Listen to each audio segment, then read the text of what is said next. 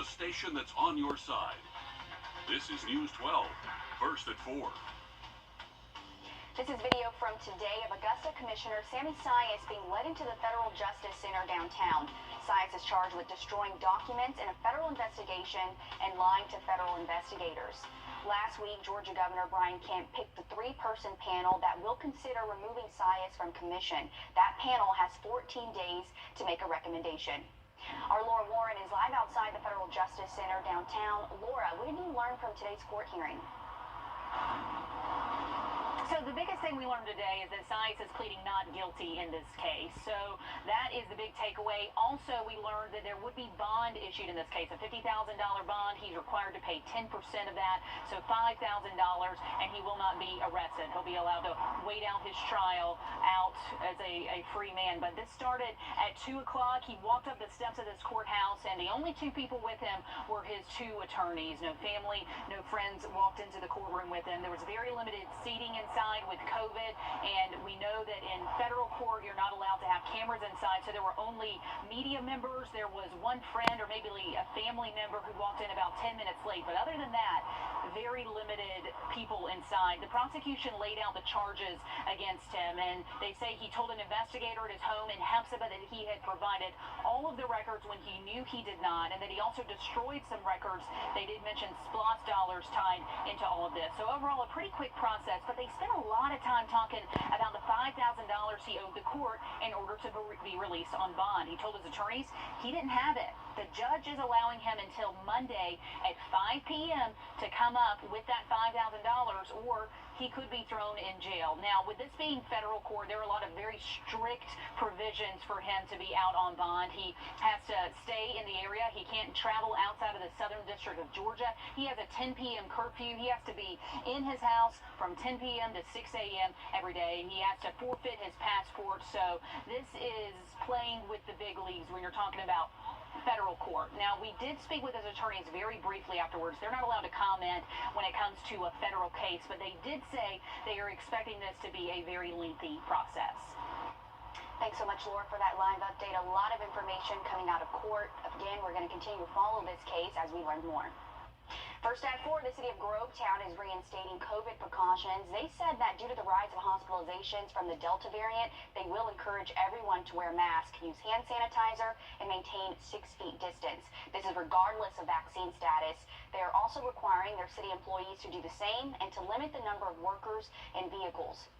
Also, first at 4, McDuffie County. We should be in the low 80s and just partly cloudy skies. We'll have a look at some higher storm chances by Friday and Saturday in just about 10 minutes. A disturbing video circulating on social media depicting a woman tackled to the ground by Richmond County deputies. The woman who was tackled says her arm is broken as a result. We've been reaching out to the Richmond County Sheriff's Office all day for the incident report. We're still waiting to hear back from them on what started all of this. Coming up on News 12 at 6 o'clock, we're going to look at what the Richmond County Sheriff's Handbook says about use of force. Our local Georgia Cancer Center celebrated 1,000 bone marrow transplants yesterday. Every year, around 18,000 Americans are diagnosed with life-threatening illnesses that can be treated by bone marrow or blood cell transplants. Mandy Gaither explains more on how a patient's chances of finding a donor vary based on their ethnicity. He's just 4 years old, but Aiden Paredes is fighting for his life. Aiden was diagnosed with ALL B-cell leukemia in February, and we don't have a match. Because of his aggressive form of blood cancer, Aiden is in need of bone marrow, but only about 30% of patients can find a fully matched donor in their family. Be the Match is a national marrow registry that links patients with potential donors. Many times this is their last option, and a patient cannot find a cure without a transplant. The chances of finding a donor vary based on ethnicity. Of the 22 million people on the Be the Match registry, 79% are white, 48% are Hispanic or Latino. It's even lower for certain other ethnic groups. You're most likely to match somebody who shares your ethnicity. So for individuals who are of Black, Hispanic, or Asian ethnicity, they're going to have a harder time finding a match. He just wants to be that normal kid that can run without getting exhausted. Just to be a 4-year-old. That's why Be the Match and Aiden's parents are pushing for more diverse marrow donors who could literally save a life. If it's not for Aiden, it could be for anybody else. For Health Minute, I'm Mandy Gaither. And if you're interested in donating, you can head to bethematch.org to see if you can save a life.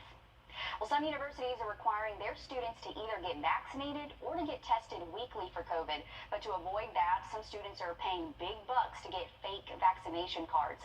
Less than a week after students were notified, a University of North Carolina professor sounded the alarm on Twitter about students who knew how to buy a fake card for $200, and it's now becoming a trend at the school.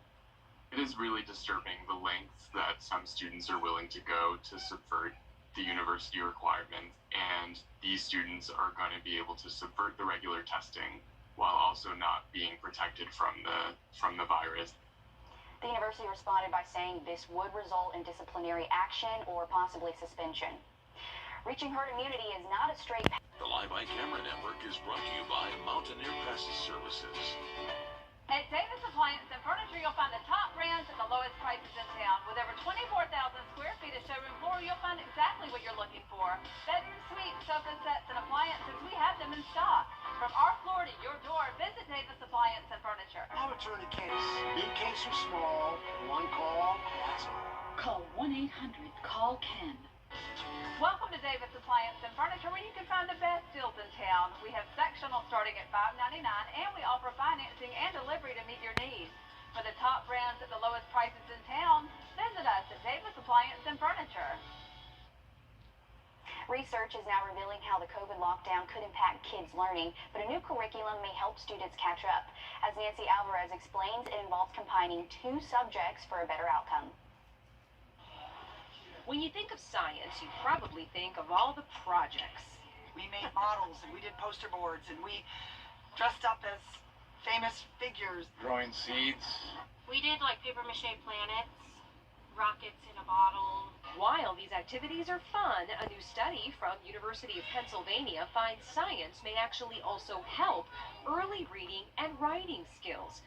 Education scientists assessed more than 1,500 kindergartners. They found students who participated in the ARC core curriculum, which combined literacy instruction with science, performed better than others who took the standard curriculum in reading comprehension, letter naming fluency, and motivation to read. The ARC curriculum allowed classrooms to use fewer supplementary literacy programs and involved parents by sending books home daily for children to read. Experts say parents should read to your kids 30 minutes a day and make it fun by including books about animals, bugs, and other science topics. It's a 1-2 punch that could have a positive effect on your child's education. I'm Nancy Alvarez reporting.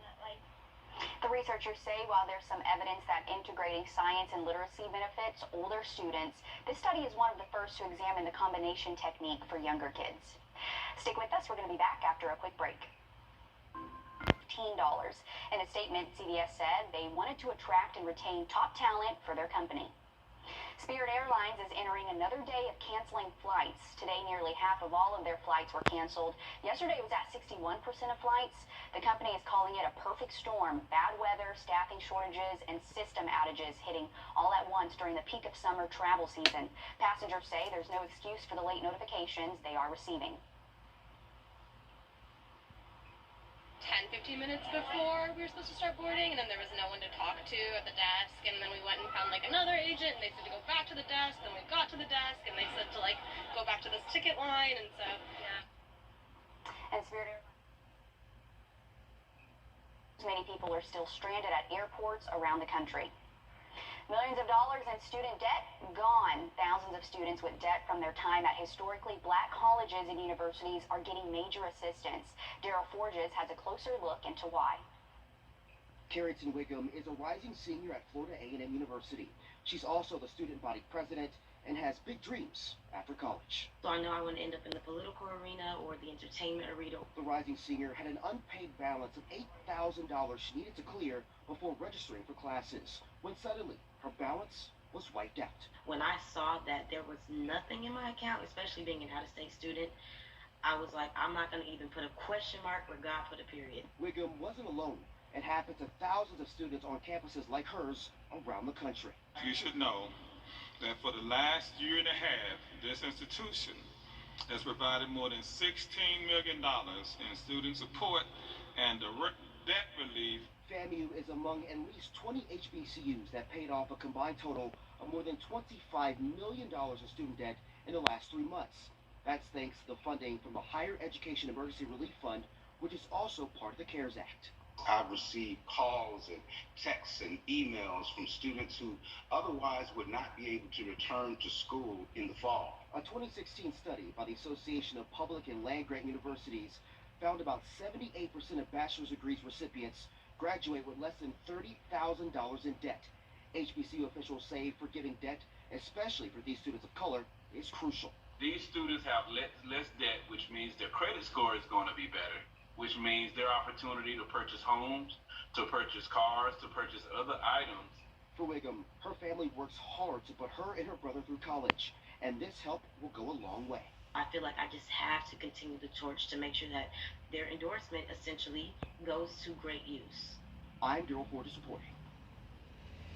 And this is great news for a lot of students, so congrats to her. Again, the schools have cleared out a combined total of more than $25 million in student debt. There are more than 100 HBCUs across the U.S.